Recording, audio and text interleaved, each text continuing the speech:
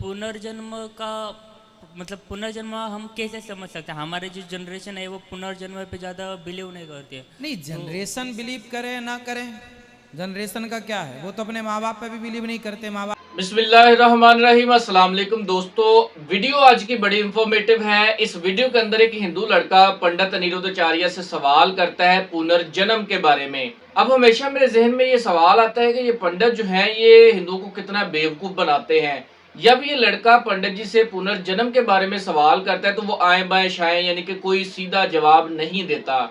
अब अगर यही सवाल यानी कि पुनर्जन्म का सवाल अगर पूछा जाए डॉक्टर जाकिर नाइक साहब से तो बड़ा वैलिड ऑथेंटिक जवाब इसका देते हैं। तो आज की इस वीडियो के अंदर हम पंडित जी की आय बाय शाय भी आपको दिखाएंगे और डॉक्टर जाकिर नाइक साहब का एक ऑथेंटिक जवाब जो है वो भी आपको सुनवाएंगे। तो आइए हमारे साथ इस वीडियो को वॉच करते हैं। और सर पुनर्जन्म का मतलब पुनर्जन्म हम कैसे समझ सकते हैं? हमारे जो जनरेशन है वो पुनर्जन्म पे ज़्यादा बिलीव नहीं करती है। नहीं, जनरेशन बिलीव करे ना करे, जनरेशन का क्या है, वो तो अपने माँ बाप पे भी बिलीव नहीं करते, माँ बाप की भी सेवा नहीं करते। तो क्या उनके सिद्धांत सही हैं? तो पुनर्जन्म मतलब उदाहरण के तौर पे हम कैसे समझा सकते हैं कि पुनर्जन्म ऐसा है, शास्त्रों में चर्चा है कि आपका यदि मरते समय आप भरत जी मृग का चिंतन करते मरे तो भरत जी को मृग बनना पड़ा। तो आप जिसका चिंतन करते मरेंगे, आप गलत चिंतन करते मरेंगे, गलत योनि हो जाएंगे, सही चिंतन करते, इसलिए भगवान का चिंतन करने का कहा जाता है। जाकिर नाइक साहब, मेरे शरीर का मेरे जिस्म का दिया गया नाम डॉक्टर वर्मा है और मैंने कुरान शरीफ भी पढ़ी है, बाइबिल भी पढ़ी है और वेदवाद की थोड़ा सा अध्ययन किया है। मैंने कुरान में सारी बातें अच्छी पाई हैं, किंतु एक बात मेरी समझ में अभी तक नहीं आई है। ये हिंदूवादी वो कहते हैं कि जन्म होता है और कुरान में एक बात आती है कि मुर्दे जिंदे किए जाएंगे। ये दो बात मेरी समझ में अभी तक नहीं आई है। हिंदू तकवा कहता है, उन्हें देखा कि जन्मवाद के जन्म होता है, मैंने डिस्कवरी चैनल में भी ये चीज़ें देखी हैं। और दूसरा कि आखिर में कुरान में कि मुर्दे जिंदे किए जाएंगे। मैंने इस बात को बहुत से पूछा है, किंतु मेरे का इस बात का क्लियरिफिकेशन कोई भी मज़हब, एक तो जन्मवादी, दूसरा जो जन्म नहीं मानता यानी मुर्दों को जिंदा करता है, समझा नहीं पाया। मैं आपसे प्रार्थना करता हूं कि इस बात को कुरान के माध्यम से और आपके माध्यम से मैं समझने के लिए आपसे गुजारिश कर रहा हूं। धन्यवाद। डॉक्टर साहब ने अच्छा सवाल पूछा है कि उसने कुरान मजीद पढ़ी और सब बात को तस्लीम करते, सिर्फ ये एक या दो बात कि कुरान शरीफ के अंदर मौत आती है, मुर्दे को वापस से ज़िंदगी दी जाएंगी आखिरत में, उनका जिक्र है। और हिंदू लोग ये मानते हैं कि पुनर्जन्म में, और वो डिस्कवरी चैनल पे देखे कि पुनर्जन्म होता है।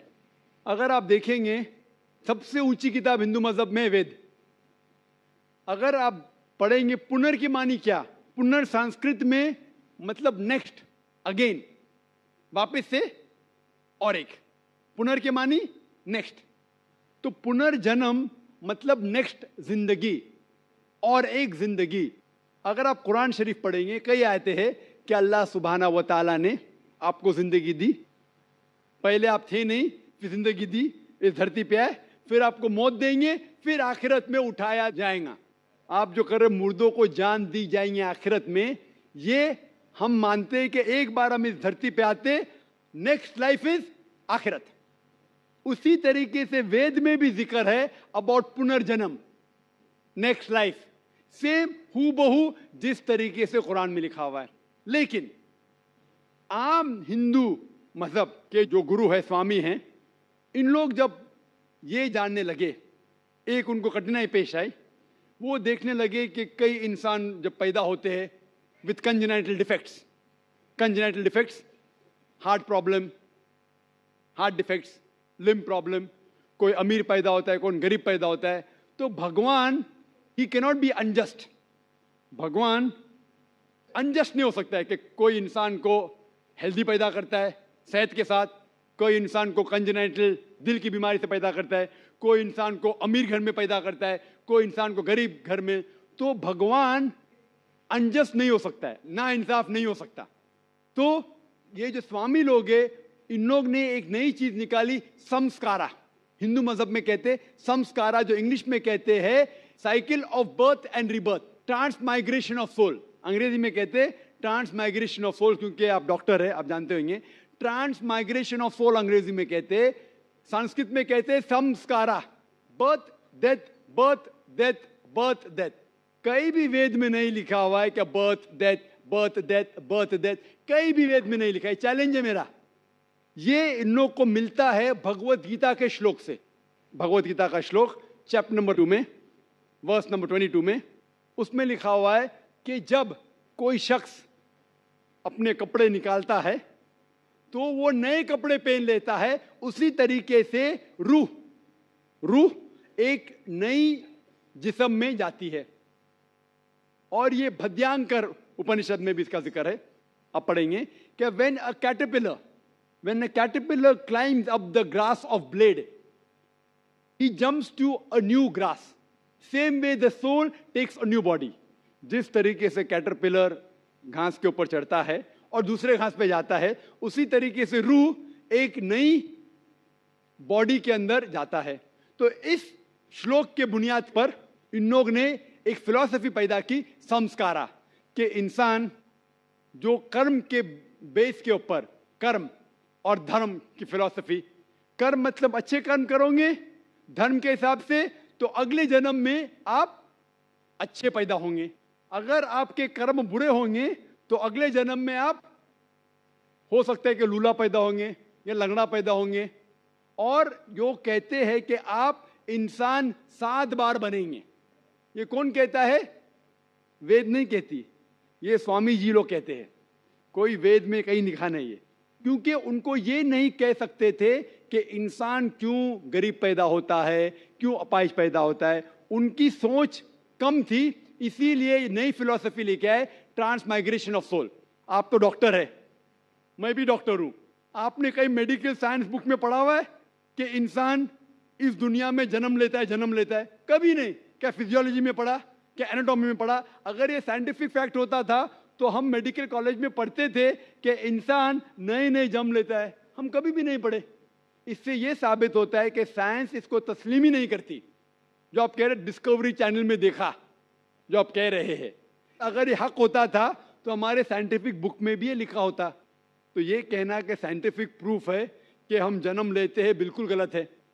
इस्लाम जो इसका जवाब देता है वो है कि इस्लाम तस्लीम करता है कि अल्लाह सुब्हाना व तआला कुछ लोग को अपाहिज पैदा करता है, कुछ लोग को अच्छी सेहत देता है, कुछ को गरीब, कुछ को अमीर। इसकी वजह है कि अल्लाह ताला फरमाते हैं सूरह मुल्क में, सूरा नंबर 67 आयत नंबर 2 में, अल्लज़ी खलक़ल मौत वल हयाता, अल्लाह सुब्हाना व तआला ने मौत और जिंदगी बनाई ताकि आप लोग को जांच सके, आप लोग का इम्तिहान ले सके, आप लोगों में से कुछ लोग अच्छे हैं। ये जांच पड़ताल करने के लिए ये जिंदगी हमारे लिए इम्तिहान है। और अल्लाह ताला फरमाते हैं सूरह अनफाल में, सूरा नंबर 8 आयत नंबर 28 में, कि आपके बच्चे और आपकी जायदाद आपके लिए फितना है। आपकी जायदाद और आपके बच्चे आपके लिए एक टेस्ट है, आपके लिए इम्तिहान है। अल्लाह ताला कुछ लोग को गरीब घर में पैदा करता है, कुछ लोग को अमीर।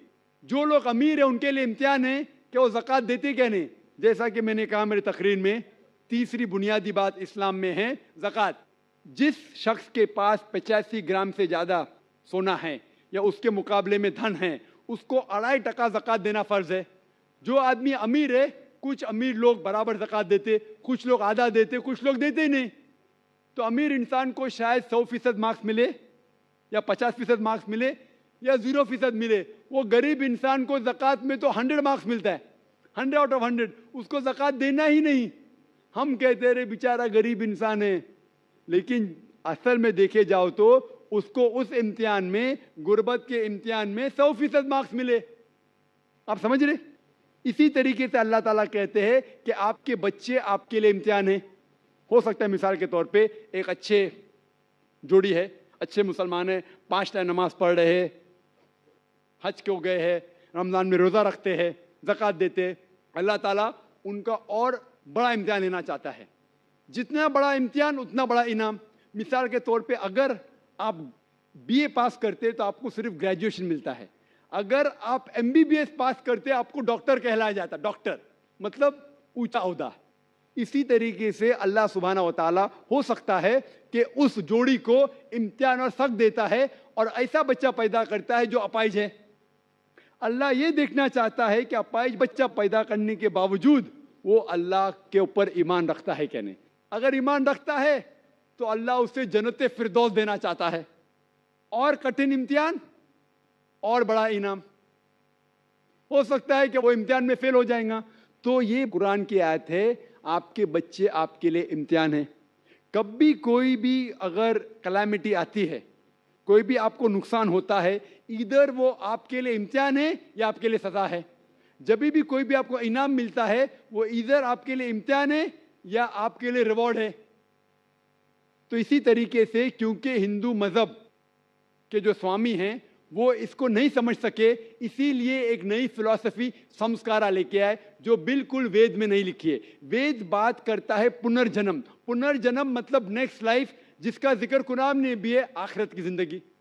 तो वेद और कुरान सेम जिंदगी क्या बात कर रहा है कि इस दुनिया में आप आते हैं, एक बार आते हैं, सही तरीके से जिएंगे तो एक बार काफी है, और ये दुनिया आखिरत के लिए इम्तिहान है।